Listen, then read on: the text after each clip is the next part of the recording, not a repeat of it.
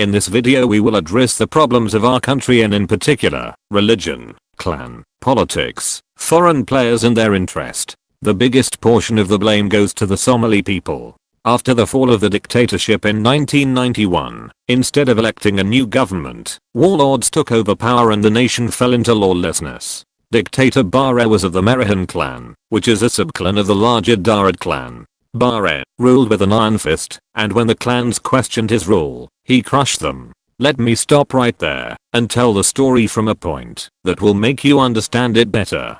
To understand the Somali civil war, you have to go back to the late 1800s. Somalia's geographical location as the guardian of the Red Sea and Indian Ocean made it a highly sought after piece of land. The Europeans decided not to fight over it, but simply divide the large piece of land. The French took French Somaliland, which is now Djibouti. The British Empire took British Somaliland, which is today the separatist Somaliland region in the north. And the Italians took the coast from Cape Spice down to Mogadishu. The British also took southern Somalia, which is modern-day Jubaland state of Somalia and the North Front district, which is now northeastern Kenya. The last remaining land, Western Somalia, also known as the Ogaden, was given to the Abyssinian Emperor by the British for their help defeating the Somali freedom fighter, General Imam Said, and his dervish warriors. The Said vowed not to only defeat the invaders, but also to unify warriors of all the clans and create what he would call Greater Somalia.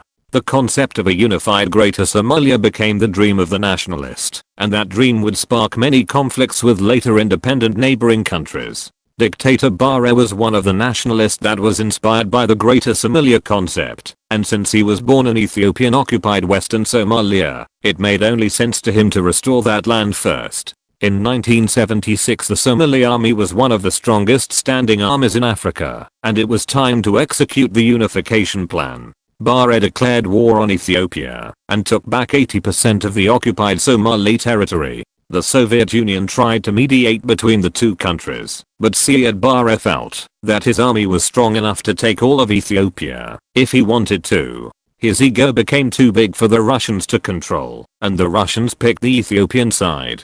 The Russians sent Cuban soldiers and weapons to Ethiopia and those troops pushed the Somali National Army back to the coast. This defeat demoralized the country. Clans walked out of the war. This would become the start of a long civil war. The defeat was the start of the Northern Uprising. The Isar clan in the northwest felt that they were not represented in the government and the Magiatane clan in northeast also felt neglected. Ex-generals of the Bare regime joined the clan militias, and he made things only worse by escalating the conflict. He sent troops to push down the uprising in the early 80s that caused thousands of lives. While Bare was fighting the northern clans, the Hawiye clan in south-central Somalia and the capital saw it as an opportunity to take power. The Hawiye is along with the Isaac and the Darod the biggest clan, but it was kept out of high positions.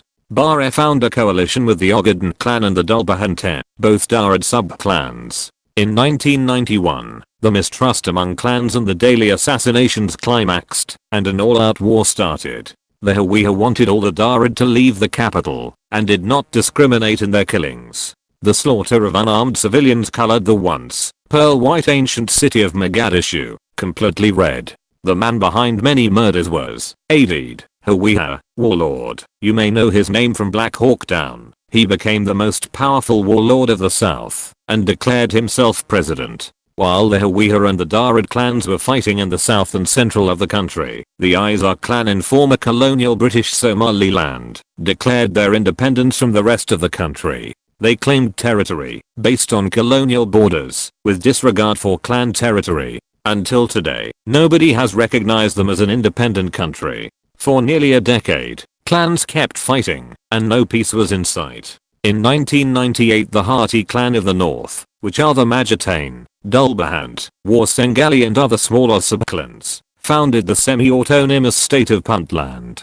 They claimed Sul and Sanig province, based on clan borders, and that started a conflict with the self-declared independent country of Somaliland. Since both parties didn't have the military power to defeat each other, the conflict was not expected to be more than skirmishes. The civil war made the Somali people open to manipulation and abuse from the outside. Somalia once had a strong navy to protect its marine resources that was no longer there. Countries from all over the world took advantage and started fishing in Somali waters. It didn't stop with maritime abuse, which we will discuss later on. Countries like Saudi Arabia, Pakistan and Qatar saw the chance to change Somalia's faith. Islam came to Somalia by Sufi Islamic leaders in the 10th century. The Sufi path of Islam was something Somalis accepted, and it is what made the Ottoman Empire a very close friend of the Somali people. The Salafis and Wahhabis wanted Somalis to be more like them and follow a more radical form of Islam, one unknown to Somalis. All of a sudden, men like Osama found a new home in the chaos. Within a short time, the Arab money and their radical teachers turned the Somali people into Salafis. Small Islamist organizations and rebels started to form and all had power in mind. The most successful group became the Islamic Courts Union, mostly belonging to a Hawiye clan. After 9/11, George W. Bush didn't want to take any chance with Islamic rule and ordered the Ethiopians to take actions. The Ethiopians were incentivized by the Americans and went in to overthrow the Islamic Courts Union. America underestimated the hate Somalis have for Ethiopia, and that created what we today know as Al-Shabaab. Men from all clans put down their clan-related issues and fought side by side against the Ethiopians. Not because they had the same radical ideas, but because of their historic hatred for what they see as Imperial Ethiopia. After killing an estimated 50,000 people and occupying Mogadishu for 2 years, the Ethiopians withdrew from Somalia. The power vacuum they left gave Al-Shabaab to grow from a small wing of the Islamic Courts Union into the terror organization that it is today. During this period, something else was going on in the country. Fishermen in the north that were fed up with foreign vessels in their waters took up arms. Their plan was to only chase the foreigners out their waters, but they quickly learned foreigners were willing to pay huge sums of money to get their ships and crew back. Piracy was born, and it costed the international community hundreds of millions every year. The situation in Somalia now became a serious concern for the international community. When the international community started sending warships to protect their commercial vessels, piracy quickly faded. While most pirates went back to small-scale fishing, it is believed a sizable group joined the ranks of Al-Shabaab. After a series of attacks on neighboring countries, Al-Shabaab became a problem for Kenya, Uganda, Djibouti, and Ethiopia. The Kenyan president ordered the Kenyan army to set up a buffer zone in southern Somalia and remove Shabaab from its border. Without a mandate from the United Nations or the African Union, both Kenya and Ethiopia invaded Somalia. This situation was not one the African Union could accept, and it voted to mandate a military mission to restore order in the broken country. With the help of neighboring countries, the Somali clans elected a transitional government with President Yusuf as the first northern president in decades. Yusuf belongs to the Majeerteen clan, an old war hero and opponent of the former dictator. With the help of the AU mission called AMISOM and extra Ethiopian forces, Yusuf barely held his seat in Mogadishu. He was not supported by the people of the south, and they saw him as potentially another dictator. He was seen as someone that favored his own clan and was not trusted by the Hawiye clan. The presence of thousands of Majeerteen soldiers in Mogadishu upset the local warlords, and many chose to side with Al-Shabaab. Yusuf was replaced by a Hawiye president named Sheikh Sharif Sheikh Ahmed, and he restored the trust of his clansmen, but created mistrust among others. Under the transitional government, Somali clans choose to build a federation and to give power to local governments. Puntland was already a state with hearty borders, and they felt they could build other states in the south. The first federal state to be built was Southwest State, which was the unification of the most southern 6 provinces. The Darod in the most southern 2 provinces soon felt that the Hawiye president was trying to make their clans powerless. Since the constitution says 2 or more provinces can become a state, the southern Darod got help from the northern Hatti Darods of Puntland to set up their own state called Jubaland. This was also supported by Kenya, but it was opposed by Ethiopia. Soon it was clear that neighboring countries were interfering with Somali politics and were looking to safeguard their interest. Since the Ogaden, Western Somalia, was primarily Darod, and especially Ogaden, Ethiopia saw the formation of Jubaland as possible new threat. The state formation was halted, and a new federal president was elected. Hassan Sheikh Mohammed was a teacher and civil leader. He was seen as new hope for Somalia. The Darod clan had to accept another Hawiye president, and from the get-go, it was back to old clan politics. He started his presidency off by blocking the southern Darod to form Jubaland, and he wanted to keep the same policy as the president before him. When both the northern and southern Darod put pressure on the international community and regional players, Jubaland was accepted as the third state of Somalia.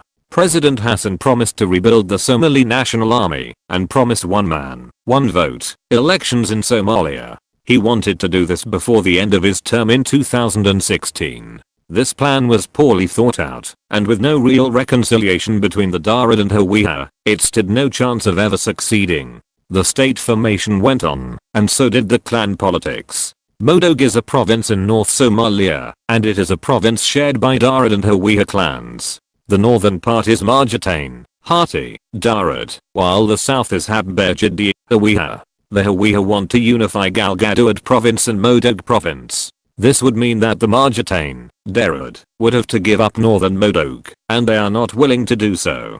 The Darod do not want too many Hawiye-run states. They would prefer the southern part of Modog and Galgaduud province to join Hiran province and create one Hawiye state instead of two. The Hawiye oppose that idea and want two states, like the Darod have. Puntland says it's unconstitutional to form a state with 1.5 province and therefore does not recognize Galmudug as the fourth state of Somalia. President Hassan does recognize them and wants Puntland and Galmudug to come to a solution. Another problem Galmudug state faces is that they don't control large parts of Galgaduud province. Arrest WJ is a Sufi militia that was formed when Al-Shabaab started to destroy holy Sufi shrines. The Sufis of south-central Somalia were forced to fight back. Ethiopia funded them with weapons and they were the most effective pro-government fighting force in Somalia. They removed Al-Shabaab from large swaths of land and set up what they would call the central state of Somalia. They oppose the Galmudug state and even occupy the city Galmudug state claims as their capital. President Hassan tried moving on to form the fifth state of Somalia by unifying Hiran province with Middle Shabelle province. As usual, clans drew lines in sand and refused to cooperate. Clans were accusing the federal government of tribal games and refused to meet the other provinces or clans. It was starting to look like another promise President Hassan could not fulfill. One man, one vote was not possible. The army was not rebuilt. The economy was still bad. The currency was not reformed. Al-Shabaab still holds an entire province, and every state he tried to form failed or is barely a state. Not long ago a report came out, and it did not put the federal government in the best light. The report accused President Hassan of sabotaging his own country, corruption, nepotism, clan politics and even the funding of conflict. With all the failure in the world under his belt, President Hassan is running again in couple of weeks. The president before him is also running, and along with them 20 plus others. While the politicians are protected by foreign armies and are paid a minimum of $6,000 a month, with some advisors even earning $15,000 a month, the future does not look bright for the average Ahmed. The soldiers earn $200 a month, if they are lucky. Some have not been paid for 8 months. The report shows that these newly trained and underpaid soldiers could form the new threat to Somalia. With all this being said, Al-Shabaab still daily attacks civilians. Attack after attack happens, while the politicians barely do anything besides play clan games. This is the end of part 1. Tune in for part 2. We will discuss foreign interest and the role neighboring countries play with more detail.